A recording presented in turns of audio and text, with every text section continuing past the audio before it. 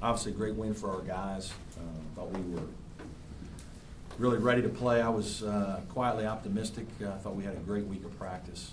Our players were locked in and really focused. We competed hard. I thought the second half of East Tennessee State put our guys in some good spirits.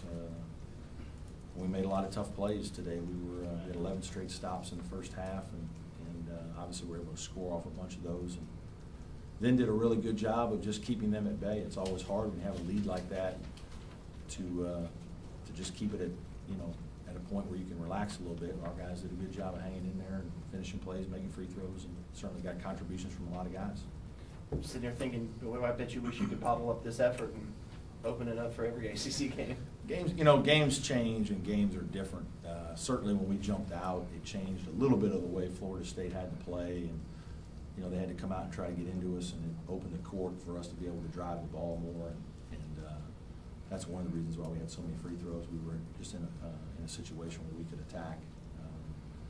But I'm certainly, unbelievably proud of how hard our guys competed and the way they defended.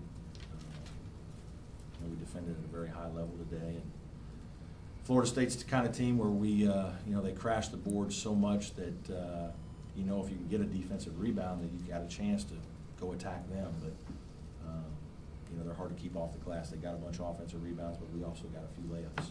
So I thought it was part of the trade-off in the game.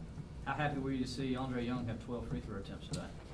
Really happy, and again, part of it is the way the game was played and the way they defended.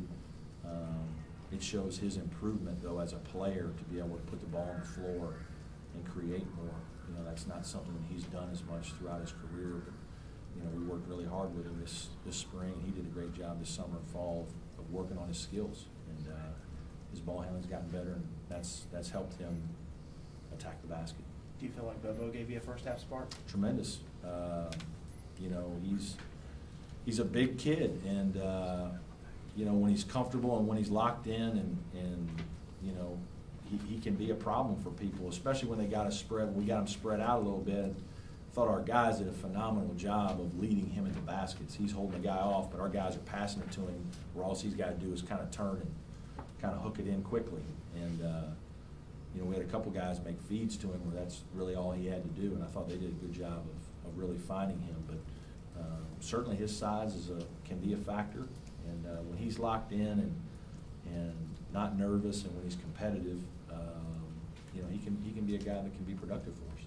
Brad, I know you guys had more experience last year, but are there any similarities to when you guys kind of dialed it in, found things last year, to maybe what's happened over these last couple of games? We're not where we were last year. We played a very good game today. We're not where we were last year right now. We got a lot more things that we have to do better. But I do think this. I think our team is improving, and we've had some time. I thought Hawaii was good for us to get some freshmen some time to play. They didn't all play very well at times, and I reminded them that we didn't win very much in Hawaii, and so they didn't play very much against East Tennessee, and that was part of a teaching moment for me with those guys. But I also know and told them that we can't survive the ACC playing 6 guys, and so they're going to have to play. They're going to have to earn the time in practice, though. And I thought this week they practiced much better. We got their focus back, and they were much more competitive in practice. And that's what they have to do. They have to help us because I've been talking all year about we don't have a home run hitter. We don't have a guy we can pencil in 18 points. But we have a lot of guys that if they play well, we can do some good things. But we've had a hard time having multiple players play well, especially offensively on a given night. Today we did. Talk about what you were able to do inside today. I mean, outscoring Florida State 38-26 and really competing with them despite some of the size disadvantage places. Yeah, I think I just thought that the way the game, when they were pressuring us, there were times we could drive it. There were times we could throw it in there because it was one-on-one. It was a hard, Devin got in foul trouble, so he never really got a good flow. But I thought Milk played well today. I thought Milk was solid. Finished some plays. Bobo was obviously outstanding around the basket. The way they guarded, we thought we could throw the ball in a little bit against them. And told our guys that we needed to have a good mix to our game.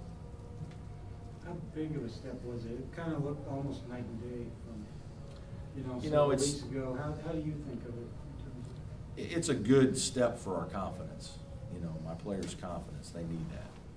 They need to know that when they play well and they're locked in and they execute and they compete, that we can beat good teams. And we did that today. But we're also not that far from being 9 points down to East Tennessee State in the second half. That's not that far ago.